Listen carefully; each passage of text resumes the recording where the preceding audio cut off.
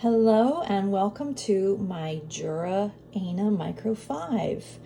It's going to make you a great cup of coffee. Here's how you start. First, you go back to the water container and you fill it up to the maximum line. Pop that in.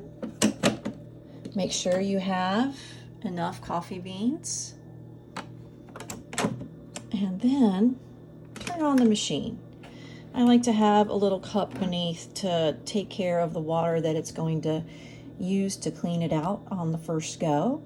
Sometimes you'll see it flashing its beans, it's heating up. I like to just press the 3 bean selection to get it going.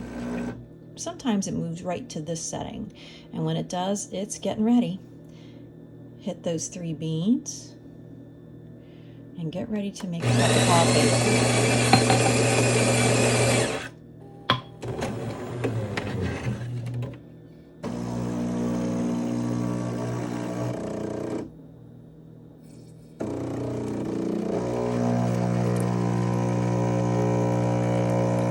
And that's all there is to it.